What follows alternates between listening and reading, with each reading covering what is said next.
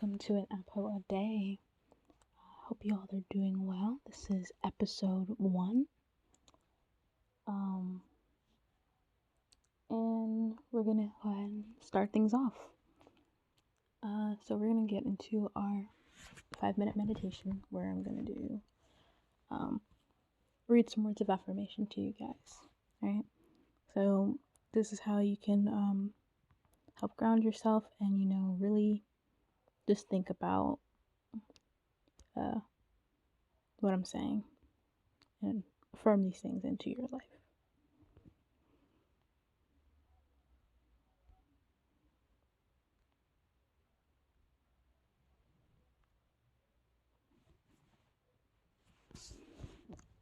I am so much stronger than I give myself credit for. I've gotten through every bad day in my life, and I am undefeated. I forgive myself for mistakes I made when I didn't know better.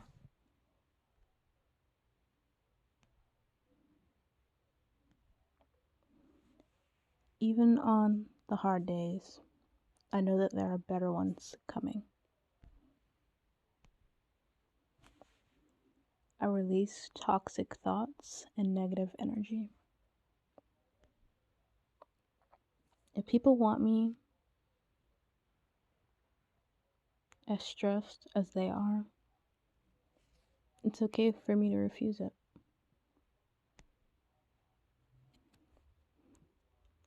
I am learning to let go.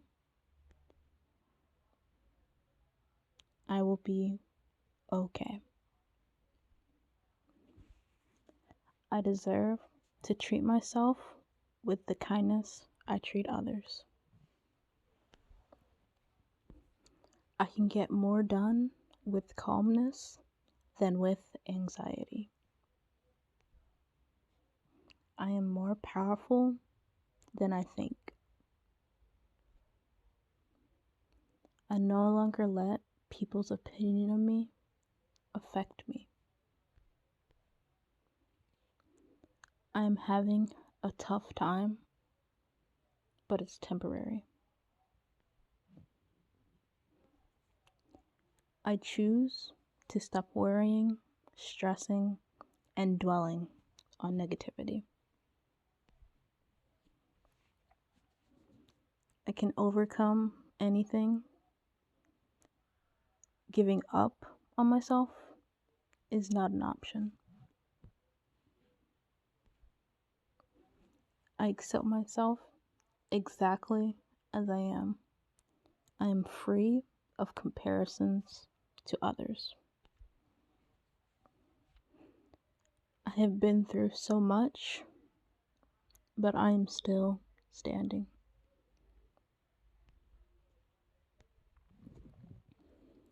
I choose confidence and calm over worry and stress.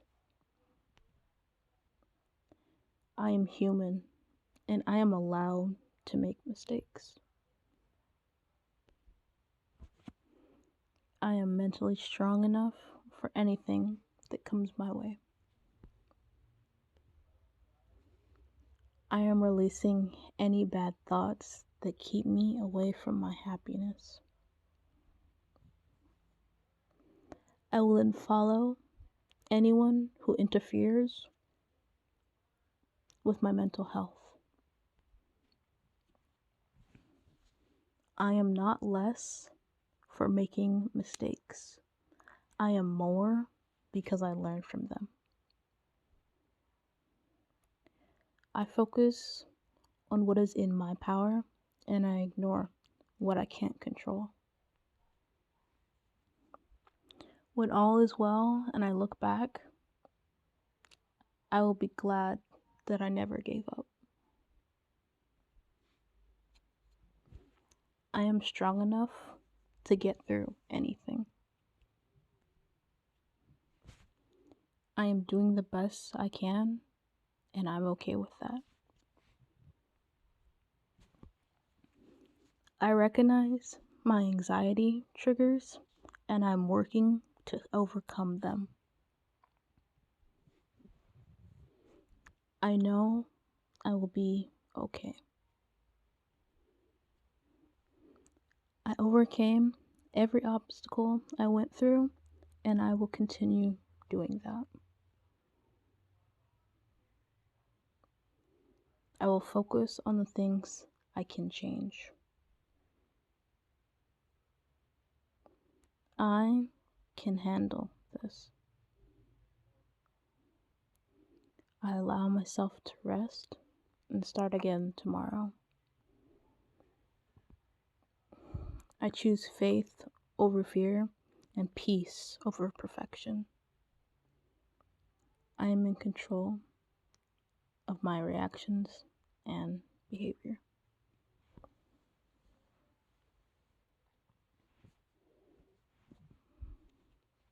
Okay. So let's get into our episode topic.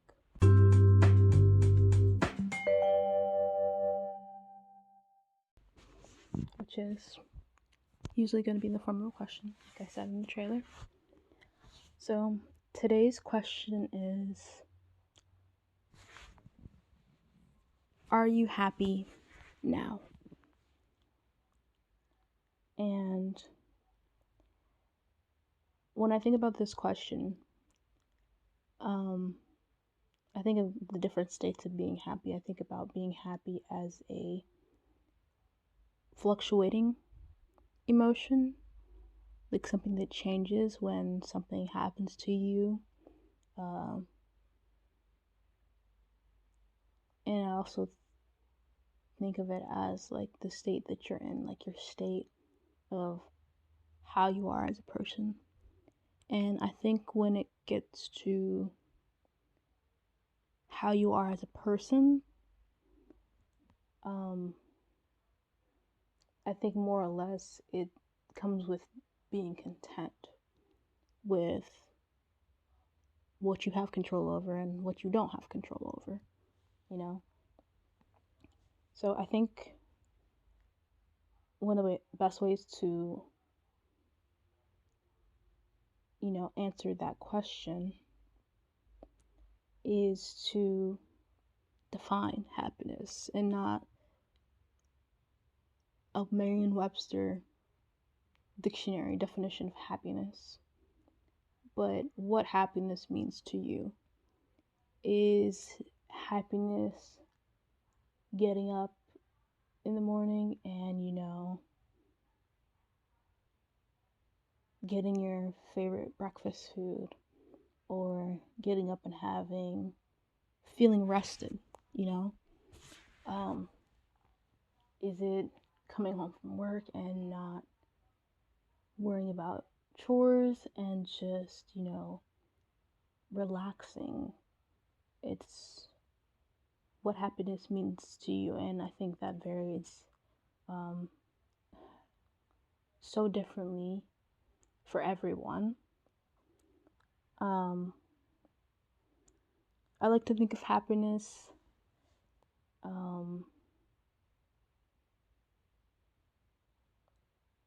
in the form of what can provide me happiness. And I think one of the important distinctions that you need to make when you ask yourself this question is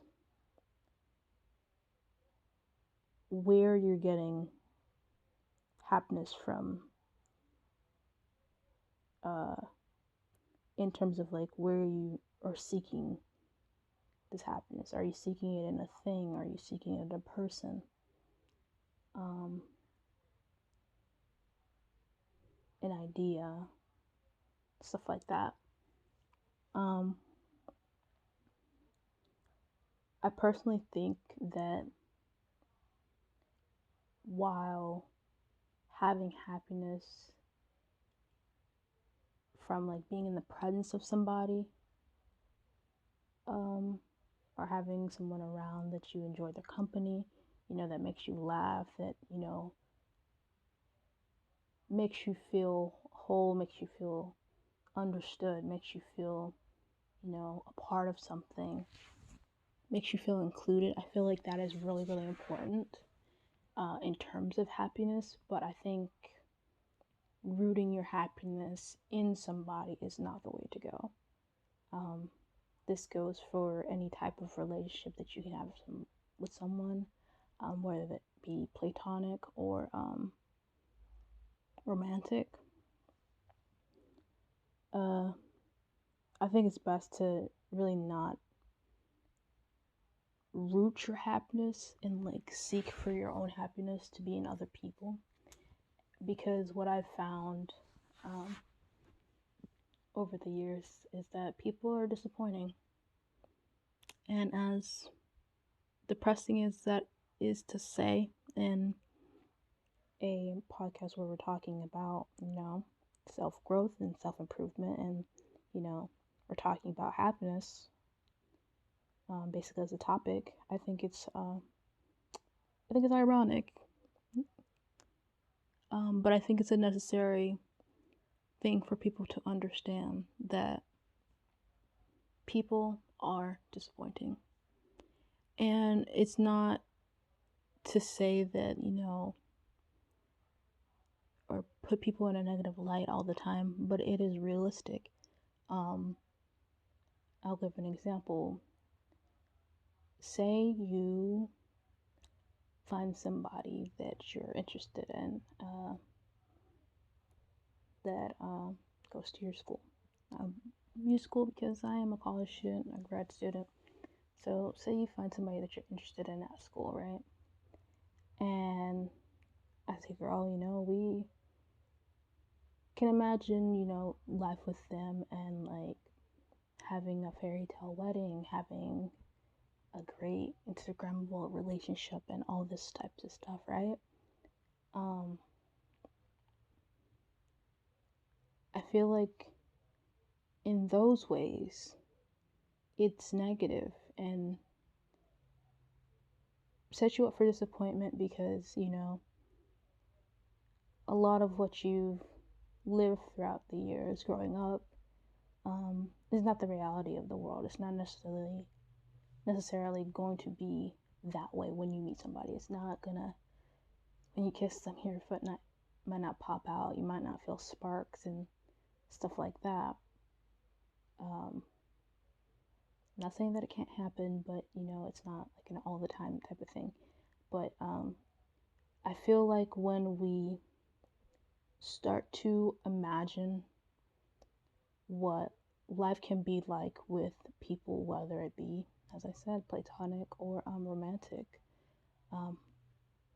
it can lead to disappointment. And I feel like a lot of that is rooted in not knowing or not defining really what you expect from a relationship. So friendship, significant other, I think the best way to get the most out of any type of relationship is to define what you want to expect from that relationship. So if I have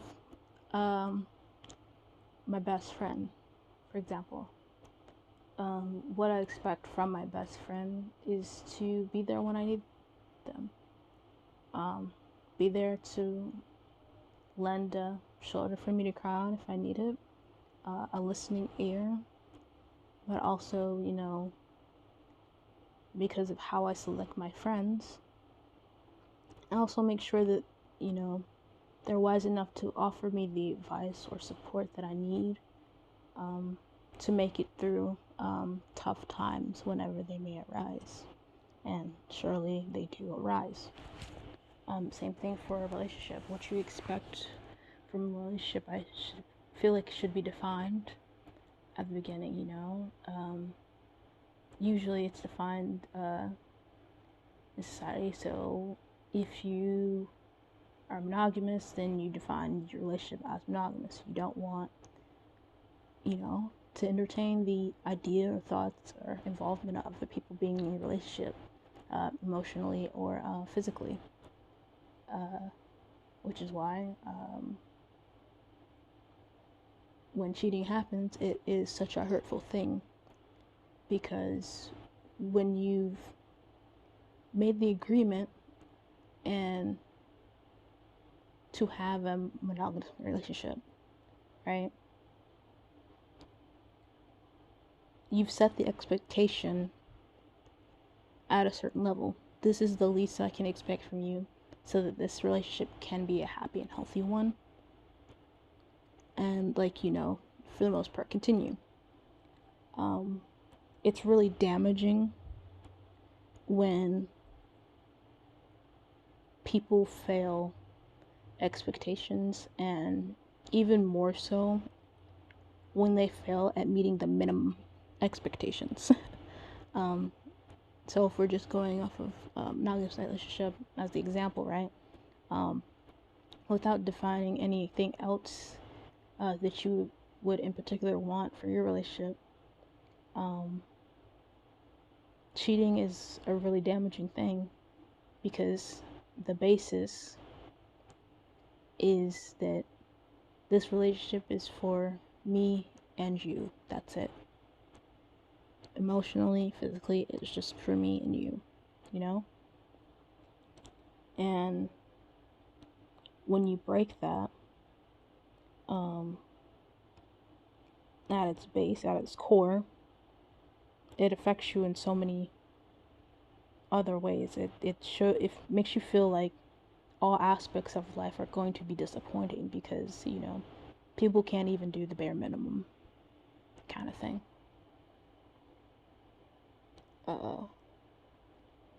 Another example is when you go to a restaurant, right? The bare minimum you expect from the restaurant is to, you know, have somebody seat you, or you can, you know, have some type of seating arrangement for you so that you can seat yourself if it is like that as well. But the basic expectation is that you're going to get food that is edible, you know, and a lot of customer service reviews, or just customer reviews in general, for food places that are really bad, you know, 1-star reviews, or when they do not meet that basic expectation. You know, I'm not getting, you know, 10 nuggets in my 10 nugget meal, or, you know, my food is not cooked thoroughly, or you didn't follow the directions that I asked when I placed my order, or my food is cold now. You know, basic expectations for things are the most, when broken, are the most damaging. And that's one of the main reasons why I feel like it's best to sometimes, you know, not find happiness in other people, because, you know, the base expectation for you versus somebody else in the world, it varies so greatly. Like, just how you have there are certain sets of morals that, you know, society follows, and there are some that, you know, aren't followed by everybody. It's like a base expectation that is variable. So, in saying that, that's one, like, the biggest reason why I would say it's probably best to not look for happiness in somebody else for that reason, you know.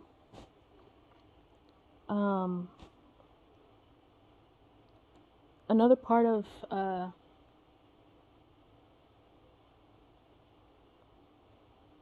finding or seeking happiness is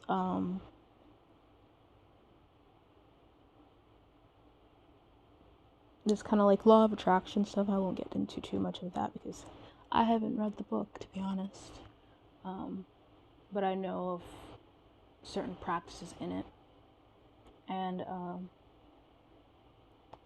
when I was down in the dumps, very in a very depressed state. One of the things that turned me around was my choice of wanting to be happy. Like, I was god awful miserable every single day. And it started with one day of me just not wanting to be miserable anymore. I hated the feeling of feeling miserable. And it made me think of, like, I don't want to be in this state anymore. I don't want to be in this state of misery. I want to be happy, right? And my want to be happy, like that want that I had, allowed me to choose to be happy. And for me, that's basically finding the good parts, or just finding little things in everything that make things better. So, like, even in bad situations, looking at the good that comes out of it. And I know that's really, really cliche, and that's really sometimes it's really hard to see those types of things. And honestly, it takes practice to do so. But I found that initially, to get out of that rut, is that I had to choose to be happy. And once I chose to be happy, I was happy. Like, I was actively making that choice every single day to find something, or just find something or do something, right, to make me happy. That, just choosing happiness, yes, it still works to this day for me, because, that was, oof,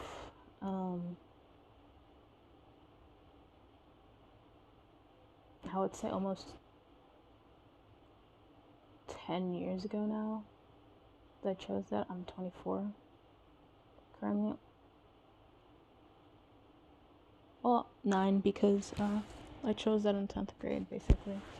Or, yeah, it was actually 9th grade, and I was 14. So, yeah, basically 10 years ago now, kind of thing.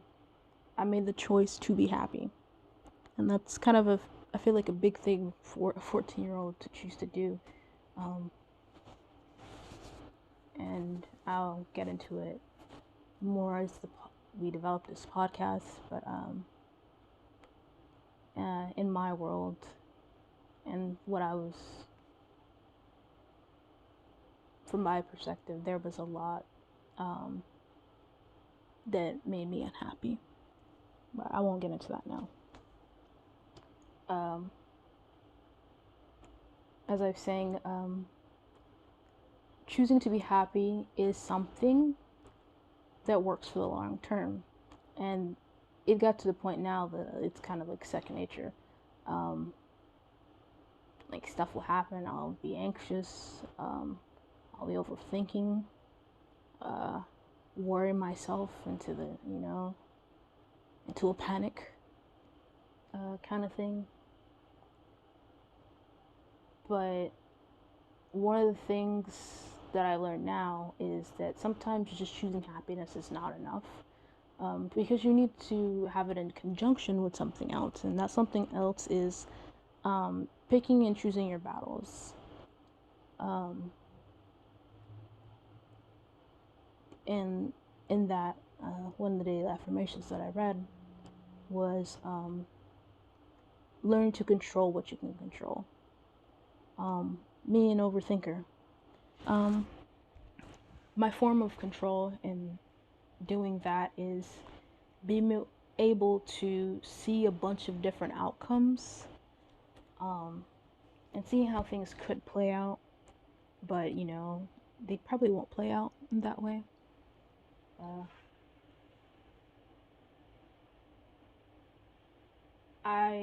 In doing this, evaluate the things I can do to make my outcome the most in my favor as possible, you know? And in doing that, I control what I can. And then the things that I can't control, I just, I let them be, how they are. And see things for how they are in that sense. One of the things that I feel like is the most helpful in terms of like relationships, friendships, and romantic relationships, so significant other. A thing that will provide happiness for, I feel like, you and your partner, or your friend, and the relationship itself is learning to let stuff go. And I know it's so hard sometimes to just want to like always be right, or just, continue the conversation and beat the horse till it's dead. But sometimes it is just not worth it. I think to myself a lot of times, when it gets to things like this, right? Sometimes things will be on my mind, and I don't know if, like, I'll stop a conversation, and I don't know, like, I'll still want to talk about it, but I don't know how to go about continuing to talk about it. And the only reason I want to talk about it is because I know it's going to stay on my mind if I don't, and I want to, be heard, and I want to be understood for what I'm saying. But with that, I always weigh, the importance of getting that understanding. I weigh that importance. So if I think, saying a certain thing or phrase or discussing something further, especially if tensions have risen, is going to make the argument or the situation worse, then it's just probably best that I work through it on my own in my head, and just resolve it with some outcome that I feel like would be okay. And the outcome is just like, at this point, it's like, it's okay. I've been learning sometimes it's okay if you're not understood completely and fully. But to be honest, it hurts.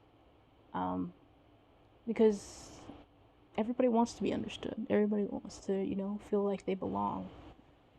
But sometimes, it's just not worth it to go that extra mile. But, sometimes it is, I've had situations where, I'll be like, I'm a non-confrontational person. For the most part, I don't want to.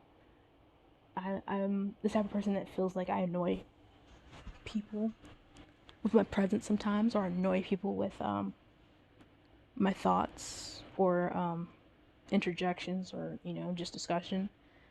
And I really shouldn't feel like that, and that's something that I am working on. With that, it's just like, there are certain things you can just, talk about. And usually I'll wait, and I'm like, okay, if I'm still thinking about this by the end of the day, then I know that I need to still talk about it. And my friends try to tell me and remind me, just tell me what it is now. Don't wait all day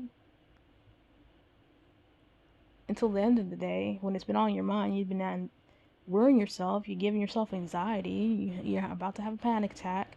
Don't wait until until it gets to that point to talk about it. Uh,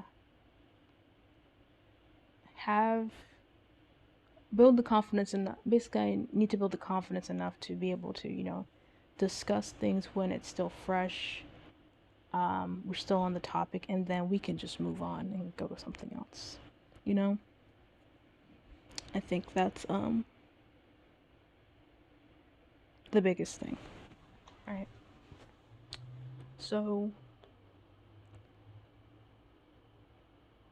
a quick little recap. The question you should be asking yourself today and every day for the next week is, are you happy now? And ask yourself as your state of emotion, is it happy? And is your state of mind, which is really what's at the core of this question, is your state of mind happy? Are you good with how you are right here, right now? And I think it's interesting, like, for me to answer this question, yeah, I am happy.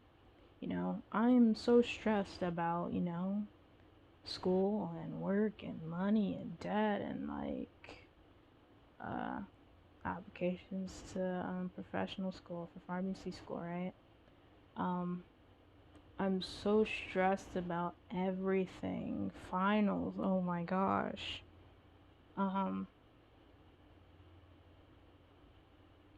But at my core, I am happy, you know? And I'm happy that I've gotten to this point where I can say that, even if the world's falling down around me, I can still find happiness in things. And for me, a lot of the things that provide me with that happiness are, my hobbies. I love to read. Usually read like webtoon comics and stuff like that. I play video games with my friends. I hang out with my friends. We'll have just like discussions about random things or whatever in Discord. I love creating. I love making people laugh.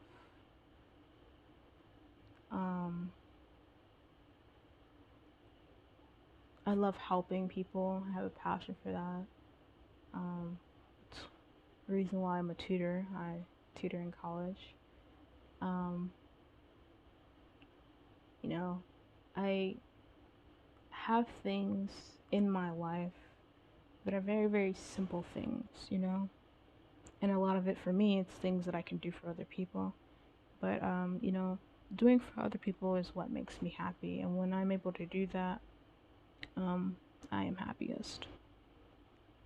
So, I think to end this off, right, one of the exercises you should do, or the 2 exercises you should do for the end of each episode for reflection for yourself, is answer the episode topic question. So the episode topic question was, are you happy now? And then list 3 good things that happened to you today. So for me, I went to bed relatively early than I have been recently. I went to bed at like midnight, so I was able to get up and I was cool. That being able to get up and like feel rested allowed me to have a nice shower this morning,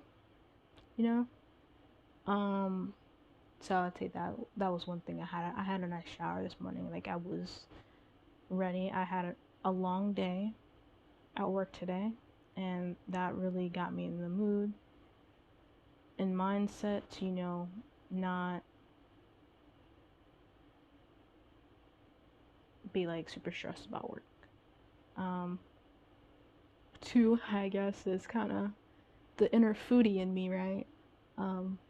We got free food, and like we had an event for my job where we advertised like a massive study session for students to come and enjoy snacks, and they get free like school supplies to help with studying for finals and stuff. And that was a success. So seeing people have that, getting to eat food and just vibe with them, with my friends, really, because I was working earlier, and I got to a point where I was very distracted all day. I've been just thinking about any and everything, really. And it really helped because I, told my boss, is like, hey, I just need a break. I need to not be in here. I just need to be away. I need to be in nature, under the sun, just outside, just away.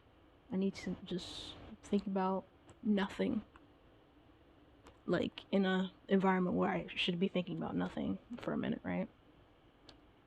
So that, I would say, being able to do that, having bosses that are very understanding and very, supportive of my mental health and supportive of me as a person, being able to have that, I would say, was a good thing to happen.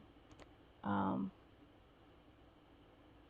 would say my third good thing happened a little bit before that, probably in the middle of those things, because I kind of said them out of order, this last one out of order from the other one. But I had a good talk with my boss. We were talking about non-work things. We were just talking about basically, I was mentioning to her how, for me, as I said before, doing for others is one of the things that makes me the happiest, right?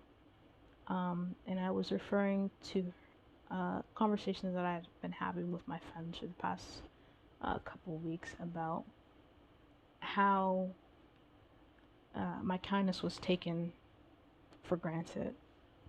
And the thing about it is that it hurt me way more than it hurt the other person, the people that did those things to me, and it's like they can go about their lives and not bat an eye or whatever, and because of how I am as a person, I still feel that hurt every day, at least every day when I remember it, or every day when I'm reminded, but not, it's not something just in my head kind of thing. And it's one of those things where I've let go of the hurt. It's not, it's not taking up place in my mind all the time. But as I said, when I remember or I'm reminded of those people or situations where those things have happened, where people have taken advantage of my kindness, it does hurt. So I had she had a mom with me, and she talked me through what, the world has to offer you and what you have to do to, maintain yourself, basically. So that is my third good thing. So we are at almost 40 minutes in, right? I just wanted to thank you guys so much for listening to me talk. Thank you guys so much for tuning into, my first podcast. And thank you for tuning into An Apple a Day. If you have questions or topics you want me to discuss, feel free to reach out to me and tweet me at An Apple a Day with 2 Y's. Be sure to keep up with my socials. I'm hoping to do some really cool things that hopefully will interest you guys and help you keep you grounded. And if you don't have a hobby, maybe you can get into doing some of these hobbies. But yeah, thank you guys so much for listening to An Apple a Day, and I will see you guys in the next episode. Have a good one. Bye bye.